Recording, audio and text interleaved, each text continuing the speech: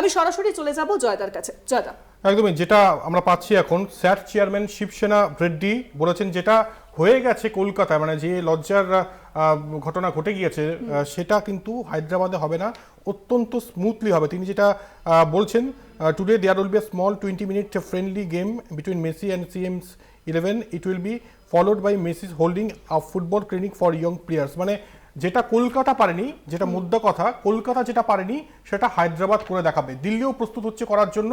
তার আগে কিন্তু হায়দ্রাবাদের তরফ থেকে এই স্যাট চেয়ারম্যান শিবসেনা রেড্ডির এই বক্তব্য, কি বলবেন গৌতম দা?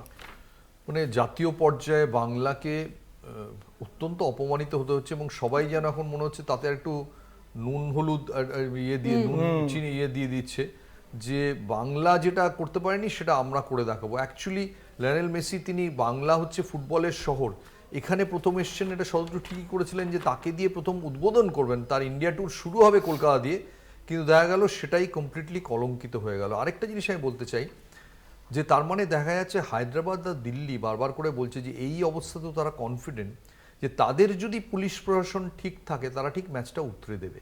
ঠিক এই জায়গাটাতেই কিন্তু শতদ্রুর মনে হবে যে তাহলে এখানে এটা হলো না কেন। কিন্তু শতদ্রুর দিক থেকে আমি জানি না, এটা তাকে দেখা হলে এরপর জিজ্ঞেস করব, যে সিএবিতে যখন ইডেন গার্ডেন্সে কোনো খেলা হয় 756টা আইটেম থাকে চেক লিস্টে। একটা আইটেম আছে, এটাকে বলা হয় চেক লিস্ট, যেটা 70 দশকের শেষে বিশ্বনাথ দত্ত সিএবির প্রেসিডেন্ট হওয়ার পর তিনি এই চেক লিস্টটা তৈরি করেন। অর্থাৎ 756টা প্রশ্ন তোমায় খেলার 2-3 দিন আগে তোমাকে জবাব দিতে হবে। এক, হয়তো আলোটা ঠিক মতো বাতিস্তম্ভ জ্বলছে কিনা; 2, ওইখান থেকে এফডি ওখানে জল পড়ছে কিনা; 3, তোমার জল নিকাশি ব্যবস্থার ওই পাম্পটা ওই জায়গাটা ঠিক আছে কিনা। এরকম 756টা চেকলিস্ট ইডেন গার্ডেন্সে কিন্তু আজও ফলোড হয়।